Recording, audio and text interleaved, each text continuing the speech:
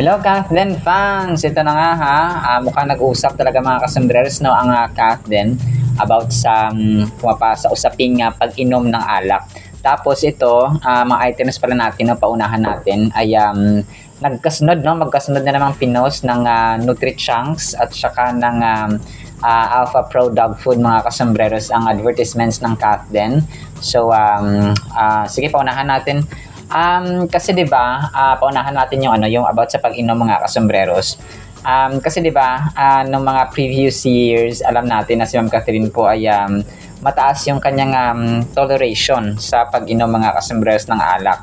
And si Sir Daniel Padilla ay parang aminado siya doon. Minsan nagtalo pa siya ni Ma'am Catherine mga kasombreros sa pag-inom ng alak, which is parang hindi maganda no sa isang babae. And yun nga no, recently ay parang nakita natin na sa bibig mismo galing ni Sir Alden na yung hindi na siya gaanong nainom nung sa GMA Gala nga nung pa-picture na vlog din natin nakaraan. Parang nasigaw niya na hindi na ako nainom, parang gano'n, no? Parang maaga siya umuwi mga kasombreros kasi nga sa umaga ay marami siyang routine no? At saka daily activities mga kasombreros. So kapag biker daw ay hindi na gaanong nainom. So may mga wine, no? Yung mga recently posts mga kasombreros or previous posts nila, mga wine, yung mga red wine mga kasombreros na which is very tolerable at saka kasi siya, parang hindi siya 90% or 70% or yung alcohol content niya ay hindi ganun ka-tindi mga kasombreros. Kasi lang siya, parang ladies drink. Parang hindi siya nilikha talaga para makalasing. Kasi may mga dalawang uri kasi ng klaseng inumin. Meron yung liquor na parang talagang parang 90% ay 70% ay alcohol. Para malakas talaga yung tama sa tao or sa umiinom nito. Tapos meron naman yung mga mild lang siya mga kasombreros na yung alam yung socialization na parang tikim-tikim lang. Ganun lang siya mga kasombreros. And alam natin na si Sir Alden ay talagang dati pa sa Hello Love Again talagang iniingatan niya si Ma'am Catherine mga kasombreros na hindi malasing.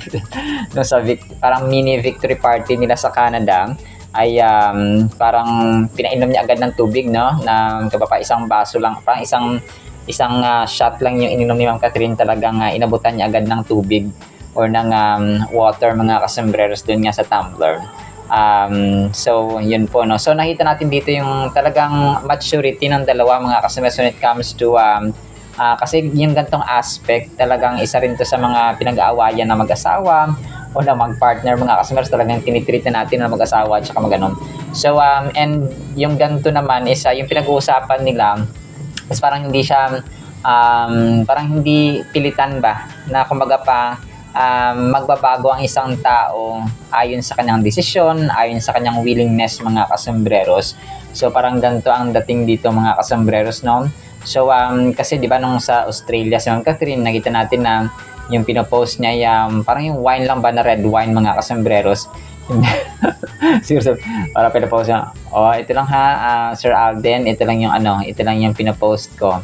Tisoy, ito lang ha, nakita mo naman, red wine lang to ha, huwag ka na magalit. Ganon. So ganon mga kasombreros.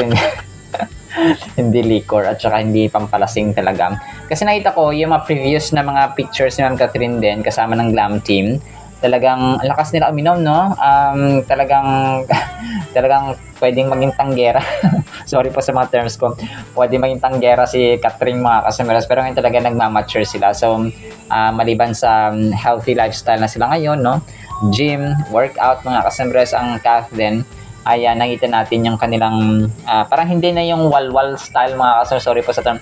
Dati na nakita siya yung Catherine nung birthday nga niya, di ba? Nung grabe rin yung inom niya mga kasombreros noong 2023 yata yon no mga kasombreros, bago yung Hello Love Again mga kasombreros nila na shoot or taping. So ayun po, so nakita natin yung maturity. That's the good thing dito mga kasombreros, and talagang pinag-uusapan nila mga kasombreros.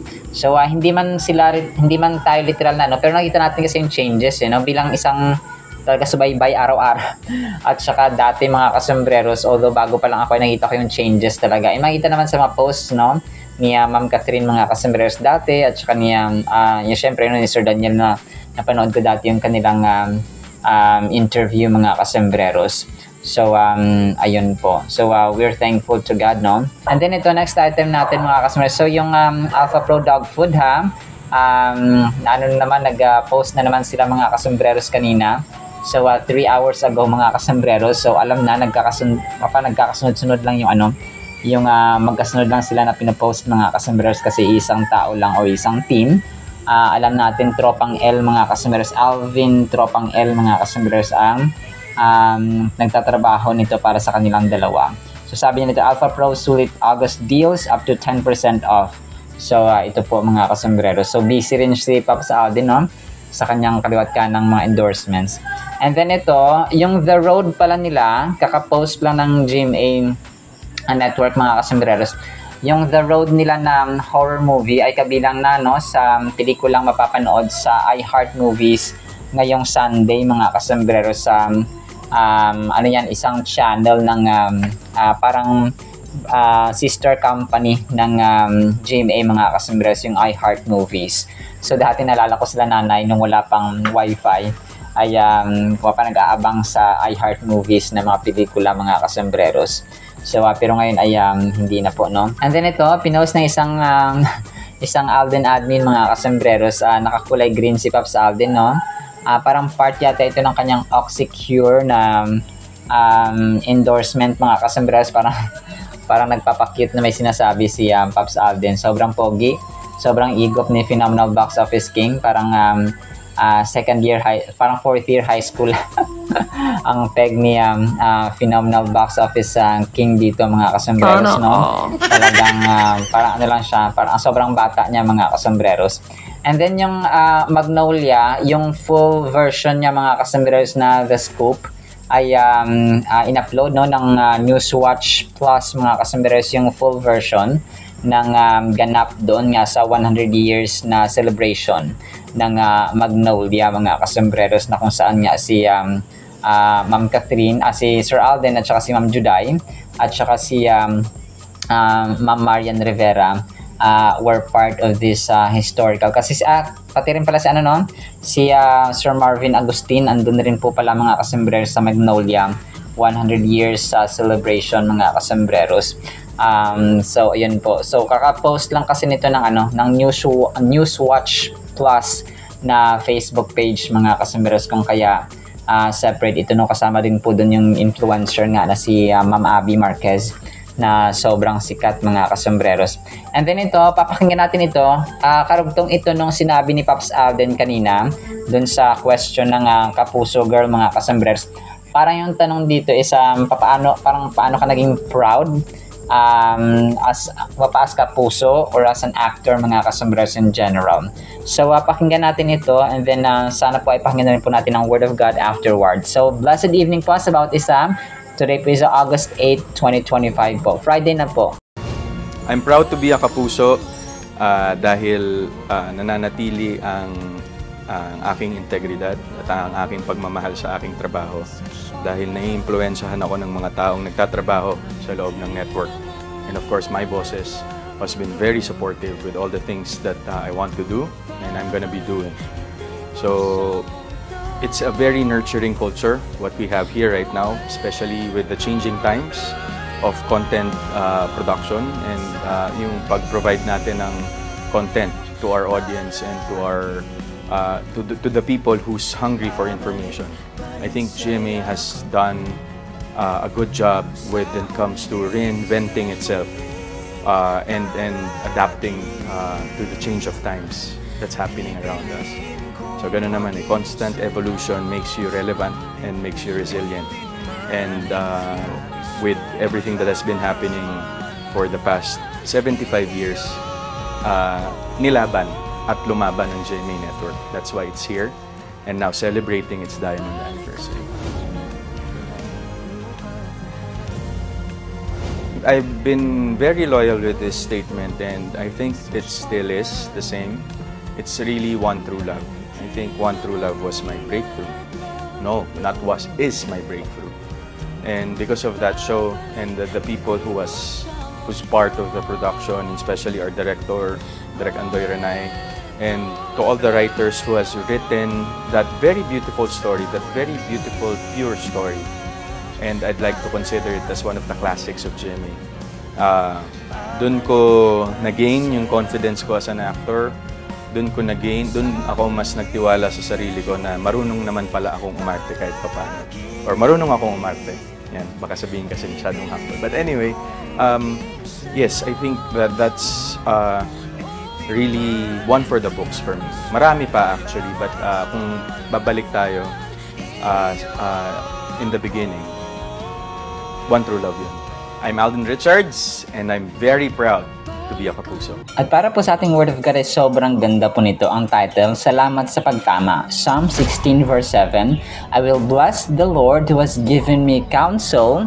My heart also instructs me in the night season. So, yung counsel mga kasambreros, yung pagtama, pag-correct, pag-advise, pag-remind, kung ano yung mali dapat may itama mga kasambreros, no? Or kung ano mang dapat na baguhin, no, or change mga kasembreros, i-develop or improve, ay yun po siya. Para sa atin, sa tao, no, parang kapag nire-remind tayo, especially yung mga anak natin, or no, kung sino man dyan na kailangang i-remind, kailangang i-advisean, kailangang paalalahanan, kailangang i-counsel mga kasembreros, it sounds, kumbaga pa, parang itchy, no, parang ayaw nating makinig sa mga counsel, ayaw natin makinig sa advice, no, sa correction, kasi para siyang parang tatamaan ng ego kasi natin, no, tatamaan ng ating pride, yung ating self-ego mga kasambreros, tatamaan yung ating kumbaga pa kaibuturan ng ating puso, no, kasi kumbaga ito yung usual na ginagawa mo tapos mali pala, so you need to listen, you need to obey, you need to follow yung tama. So that's counsel. Yung kumapa yung advice ng mga maalam, especially ng Panginoon sa salita niya sa Proverbs, sa Ecclesiastes mga kasembreros, and basta no, everything sa Bible mga kasembreros, instructions, no, at saka tawag dito yung daan, ways and paths of God mga kasembreros na nakalagay especially sa Proverbs and also Psalms, no?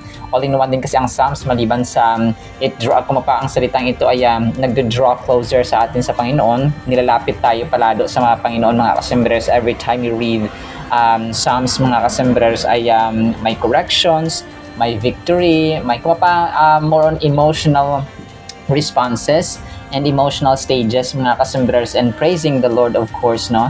All-in-one din talaga ang Book of Psalms na ito. That is why I highly recommend po talaga na magbasa po tayo ng Book of Psalms mga kasembreros, kasi nakakalago ng sarili. Kung meron tayong self-development na mga subjects sa paaralan, ang Biblia po talaga ang number one ko na may recommend, no. Kung sa akin nga talaga may batas sana na na parang required talaga yung pagbabasa ng Biblia sa school mga kasembreros. Parang talagang ilalagay siya sa curriculum ng Department of Education mga kasembreros, na from high school, from elementary to college mga kasembreros, and even no, sa mga kindergarten dapat meron talagang Holy Bible. So yun talaga yung suggestion na masabi natin na hindi man mapeperfecto ang ating bansa, but merong improvement kasi gagalaw at gagalaw talaga ang espiritu ng Panginoon mga kasembreros, kung ang mga kabataan, ang mga high school, ang elementary, ang kolehiyo, kasi walang pinipiling edad mga kasembreros. Kahit na adik dati, kahit na mamamatay tao dati, ay pwedeng baguhin mga kasembreros ng Biblia, ng paniniwala at pananampalataya at working of the Holy Spirit ng Biblia. I've seen and I've heard many testimonies na ganito sila dati, pero binago sila kasi ang Biblia kasi, it's not just a book. It's more than a book mga kasembreros. It's transformative. Kaya niya magbago, kaya niya mag-transform mga kasembreros ng isang individual, ng isang tao. So kung kaya napakalaga po talaga na nagbabasa tayo ng Biblia. So, going back now, naisingit ko lang talaga kasi ganun ka-powerful mga kasembreros ang salita ng Panginoon. So, sabi dito, ang verse na Psalm 16 ay sa kabuuan ay isang napakagandang reminder sa atin ng ating relasyon sa Panginoon mga kasembreros. And apart from God is God Himself, no, at saka Lord, Savior, Master, Provider natin mga kasembreros, Forgiver, yung ating lover mga kasembreros, greatest lover, ang ating Panginoon ay kumapa dito niya at pinapakita na dapat nagpapasalamat tayo kapag kinokorek tayo, kapag kinakounsel tayo mga kasembreros. Sa isang paaralan, di ba, may guidance counselor. Kapag naririnig natin yung guidance counselor, talagang masabi natin na kinakabahan na tayo kasi may something or someone na pagagalitan, ika-counsel mga kasembreros, papatawag ang parents, no? So talagang naririnig natin yung counselor, talagang siguro doon nag-umpisa yung notion na kapag kina-counsel ang isang bata or kasama ang magulang, talagang may takot, no, at saka ayaw natin kasi nga from the word counselor mga kasembreros ay may papagalitan na naman. So bihira ang mga taong well, of course, no, hindi naman siguro ipapatawag kapag walang kasalanan ng isang bata or magulang. So the phrase "I will praise the Lord" signifies an act of worship, acknowledging God's goodness and faithfulness. David recognizes that God's guidance is crucial in making decisions and navigating life, and he commits to worshiping the Lord for his divine assistance. So, ang counsel, isipin natin mga kasembreros na kapag kinama tayo ng Panginoon, pasalamat tayo. Kapag kinorek tayo ng ating magulang, magpapasalamat tayo. Kapag kinorek tayo ng ating kuya, ate, or sino man dyan mga kasembreros, kapag nasa tama sila at tinama tayo mga kasembreros, ay dapat nagpapasalamat tayo. That should be our response. Hindi yung kinorek ka na nga, ay ikaw pa yung kumapatama, ikaw pa yung nagmamagaling, or ikaw pa yung galit. So dapat doon kasi lumalago ang tao sa counsel, no, sa pag-ubi ng advice or a reminder mga kasembreros. And the part that states "who counsels me," King David brings forth the idea that God gives us direction. Okay? So sa mga kunwari nasa syudad ka, no, ako talaga na-experience ko sa Manila talagang kasi di ba nagmula ka sa probinsya, tapos pupunta ka ng malaking city, Manila pa talaga. So talagang may mga times na naligaw talaga ako. Kasi nga dati nagtatanong, yes, pero may mga times na talaga nakakatulog ka. So naliligaw ko, asan na ako, nagkaroon pa ako ng time dati na yung pamasahe ko 25 pesos na lang. So saktong-sakto na lang talaga, tapos lumagpas pa ako kung nagkulang pa yung aking pera. So talagang nakiusap ako sa driver ng bus na sir, sorry po kasi nakatulog ako tsaka naligaw ako. So ito na yung perang ko. So naintindihan naman ng conductor. So grabe yung mga experience mga kasembreros sa Manila. So, kapag tayo po ay nasa ganon, dapat nasa mindset natin yung magtanong parati sa security guard, no? Tanong talaga. So, that's small counsel mga kasembreros, kasi kapag ang tao hindi nagtatanong ay tendency naliligaw kapag nasa lugar tayo. So, ganoon din po sa buhay natin in general. Kapag hindi tayo nagpapa-counsel, na walang counsel ang Panginoon, nung hindi ka na magbabasa ng Biblia, sa Proverbs, for example, ay nawawalan tayo ng direksyon sa buhay, na mali pala yung decision ko, mali pala itong choice ko, mali pala yung pinili kong tao.